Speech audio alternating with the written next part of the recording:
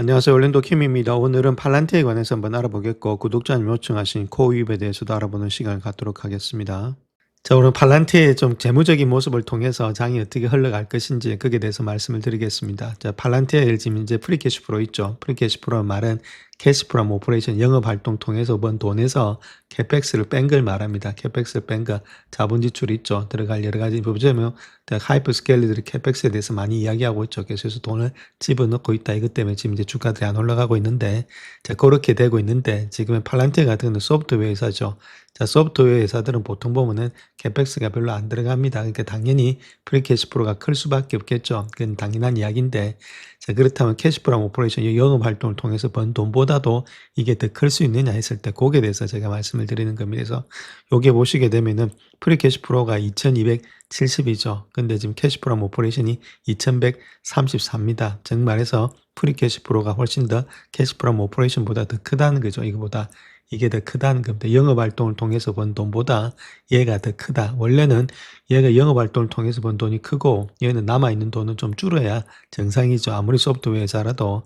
자, 근데 여기서 보시게 되면 계속해서 이런 것들이 늘어나고 있다는 겁니다. 여기도 프리 캐시프로가 4천이고 여기 3,900 캐시프로 이렇게 늘어나고 있죠. 돈이 더 많다는 겁니다. 결론적으로 말씀드려서.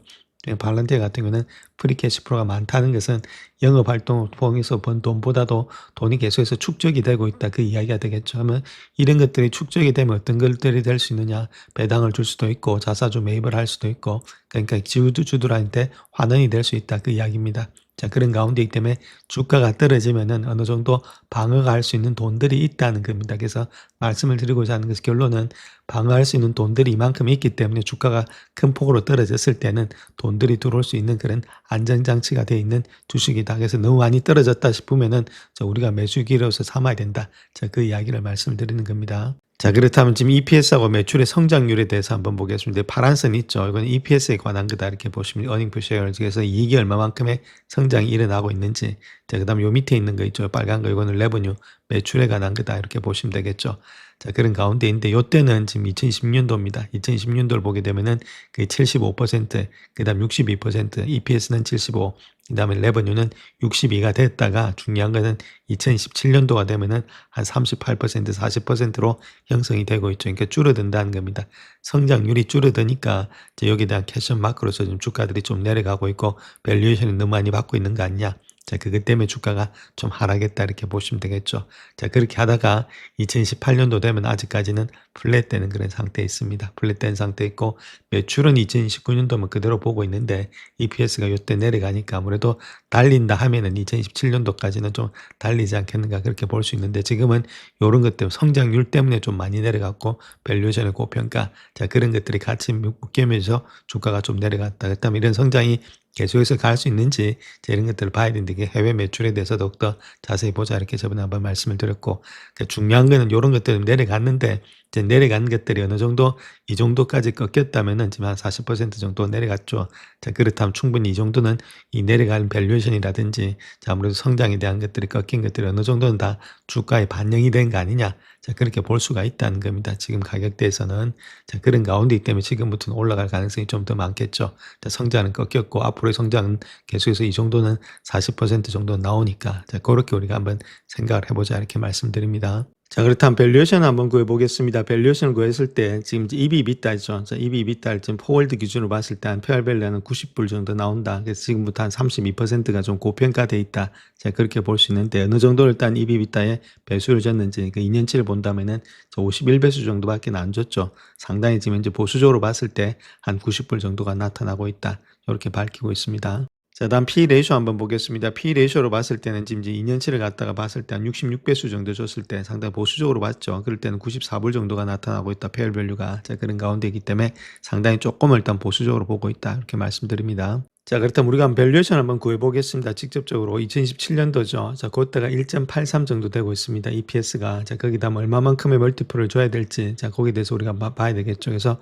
그것만 알면 되는데 자, 요 자체를 본다면 아무래도 멀티플 볼 때 우리가 가장 중요한 것은 다른 회사들도 한번 봐야 되겠죠. 그래서 팔란티아, 더불어서 마소라든지 오라클, 어도비 자, 요런 회사들을 같이 보면서 어떤 식으로 흘러가고 있는지 자, 거기에 대해서 한번 보겠습니다. 여기 그 2년차를 보겠습니다. 2년차를 보게 되면은 11배수, 18배수, 9배수 정도니까 상당히 적게 주고 있죠. 물론 팔란티에는 지금 이제 상당히 많습니다. 그래서 100배수 주기는 좀 그렇고 74배수 정도는 적당하지 않겠는가. 그 2년차를 봤을 때는 자 그런 가운데 이제 74배수 정도 주면은 좀 적당한 그런 배수가 되지 않겠나. 자 그렇게 볼 수가 있겠습니다. 지금 이제 물론 다른 업체들보다는 높은데 성장이 좀 많기 때문이다. 자 그렇게 보시면 되겠죠. 성장이 없으면은 이렇게 줄 수가 없는데 성장이 있기 때문에 74배수는 줄 수 있지 않나. 그렇게 보여집니다. 자, 그래서 성장을 보게 되면 매출의 성장이 있죠. 자, 그거 자체를 여기서 보시게 되면 상당히 많죠. 여기는 50배수, 52%, 여기는 15%, 17%, 9%니까 당연히 여기가 더 많이 주겠죠. 아까 보셨듯이 다른 게 아니고 여기는 20배수 정도 됐다면 여기는 지금 이제 70배수 정도 될 수 있는 이유가 자, 결론적으로 봐서 성장이 많다는 겁니다. 성장이 적으면 이렇게 줄 수가 없는데 배수가 높다는 이야기는 성장이 많다. 자, 이 정도는 그래서 받을 수가 있다. 저렇게 말씀을 드리겠습니다. 자, 그래서 아까 말씀드렸듯이 1.83에다가 74배수 정도를 일단 줄 수가 있다. 이렇게 말씀드릴 수 있겠죠. 그렇다면 요 정도 됐을 때는 주가 자체가 우리가 얼마만큼 나오느냐. 자, 그렇게 해보겠습니다. 74배수에다가 1.83이죠. 자, 그렇게 했을 때는 지금 이제 135불 정도가 나타난다는 겁니다. 자, 그렇다면 135불이 지금 현재 가격이라는 거겠죠. 자, 그런 가운데 있기 때문에 충분히 그 밑으로 130불 밑에서는 조금씩은 담아갈 수가 있다. 그 이야기를 하고 있습니다. 자, 요거는 월봉 차트인데 우리가 주식을 할 때는 웬만하면 월봉, 그 다음에 주봉 이런 것들 보시면서 좀 거래를 하자 이렇게 말씀드릴 수 있겠죠. 주가가 많이 올라왔습니다. 자, 많이 올라온 다음에 좀 조정을 받고 있는 가운데 있죠. 월봉으로 보는 겁니다. 그래서 한 38% 정도, 40% 정도 조정을 받았기 때문에 어느 정도 조정을 받고 다시금 올라갈 수 있는 그런 여건은 되지 않겠는가. 자, 그렇게 볼 수 있겠죠.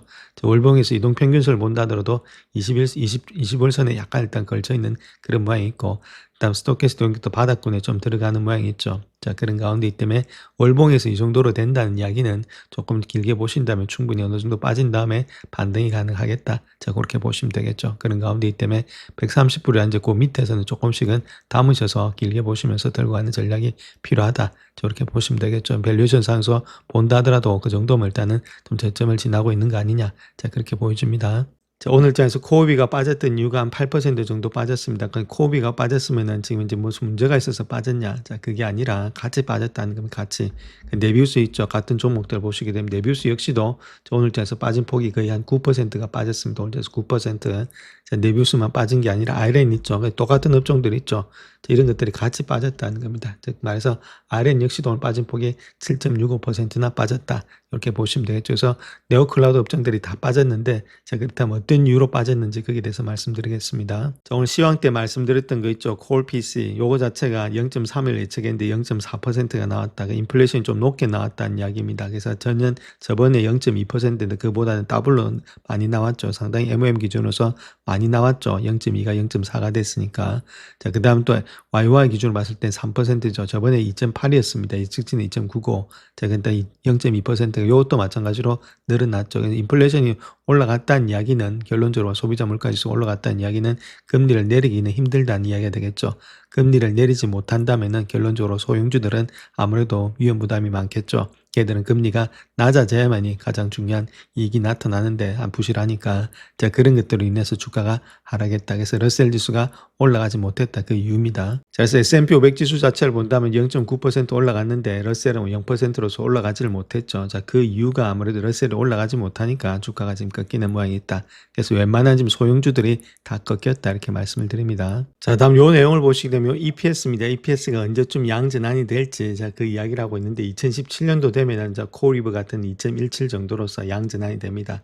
자, 네비우스는 아직까지는 적자 폭이 있고 자, 아무래도 아이런도 약간 일단 적자 내지는 그런 것들이 있겠죠. 적자 아니면 흑자 정도 되겠고 그래서 지금 이제 가장 많이 일단 흑자 폭이 나타나는 것은 코리브가 되겠다 이렇게 보시면 되겠죠. 2017년도 되면은 그렇게 지금은 좀 길게 보시면서 투자할 만한데 부채가 너무 많으니까 거기에 대해서 좀 문제가 있다 이렇게 말씀을 드립니다.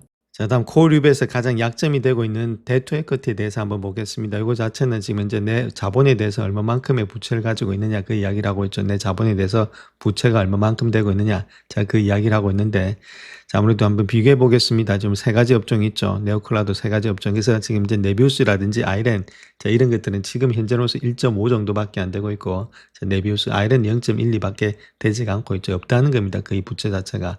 자, 근데 코올리브 같은 경우는 지금 811%나 되고 있다는 게 좀 상당히 많이 형성이 되고 있다. 그래서 부채가 너무 많다는 겁니다. 지금 이제 자본에 대해서 그만큼 일단 지금 부채가 많으니까 좀 문제가 되고 있다. 이렇게 보시면 되겠죠. 그래서 이가 조금 일단 지금 많아야 되는데, 에코티가 많아야 되는데, 여기가 800%가 넘어가 버리니까 문제가 되고 있다는 거죠. 이런 것들이 어느 정도 줄어들면 문제가 없는데, 요거 있는 한은 주가가 좀 아무래도 출렁거릴 가능성이 좀 많이 있다. 이렇게 말씀을 드립니다. 그래서 밸류에이션 한번 비교해 보겠습니다. 코올리브, 그 다음 네비우스, 아이렌 이렇게 있죠. 자, 그렇게 봤을 때 지금 이제 EV 세일즈 포월드 기준 봤을 때 12배수, 7배수, 그 다음 13배수니까 뭐 거의 비슷한 모양이 있다. 이렇게 보시면 되고, PS 레이쇼를 TTM 기준으로 봤을 때 7배수, 46배수, 13배수니까 요거 자체는 조금 일단 뭐 그렇게 나쁘진 않고 상당히 일단 PS 레이쇼로 봤을 때는 상당히 저렴한 편에 있다. 이렇게 보시면 되겠죠. 자, 그런 가운데 있고, EBITA 포월드 기준으로 봤을 때는 20배수, 18배수, 27배수니까 뭐 그렇게 나쁘진 않은 그런 배수에 있다. 이렇게 보시면 되겠죠. 배수가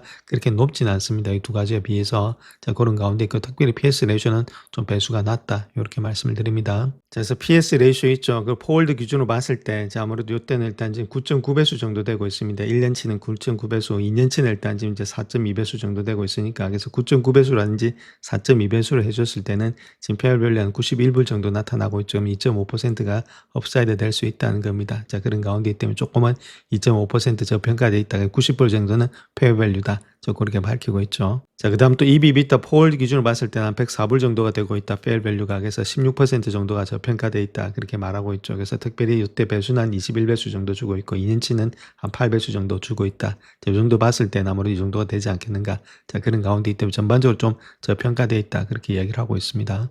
자, 그래서 차트를 좀 좁혀서 보시게 되면, 자, 요런 식으로 조금 눌려서 보겠습니다. 자, 이렇게 됐을 때는 좀 길게 보시는 게 좋습니다. 그래서 좁혀서 보게 되면 요렇게 일단 어느 정도는 삼각 수렴이 되고 있죠. 자, 그런 가운데 파동이 지금 이제 모아지는 단계라는 겁니다. 저 그런 가운데 있기 때문에 아무래도 어느 정도 모아진 다음에 위든 아래든 트계 쪽에서 시간 자체가 이렇게 있기 때문에 조금 왔다 갔다 할 가능성이 있고, 변동성이 좀 큰 장세가 되고 있다. 아직까지 완전히 방향은 잡지는 못한 가운데 있다. 이렇게 보시면 되겠죠. 이렇게 보더라도 지금 현재 차트가 좀 모아지는 모양이 있다. 그래서 응축이 되는 가운데 있고, 요번에 실적 발표 때 자, 아무래도 어느 정도 왔다 갔다 하지 않겠는가. 자, 그렇게 보여지고 있죠. 자, 그럼에도 불구하고 뭐 90불대 밑에라든지 그럴 때는 조금은 지금 현재 모습에서는 좀 저평가되어 있는 모양이 되지 않나. 자, 그렇게 보여지고 있습니다. 바로 올라가기는 좀 그렇고 시간과 기간 조정이 필요하다. 그 이유는 부채가 너무 많기 때문이다. 이렇게 말씀드립니다. 마지막으로 코이브에 대해서 지금 AI 인프라가 될 것인지 아니면 부채의 모래성이 될 것인지, 자, 거기에 대해서 한번 살펴보겠습니다. 자, 오늘은 요즘 정말 뜨거운 주제죠.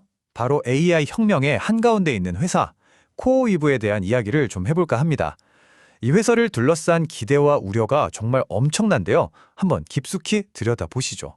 정말 믿기 힘든 숫자죠. 마이너스 61%.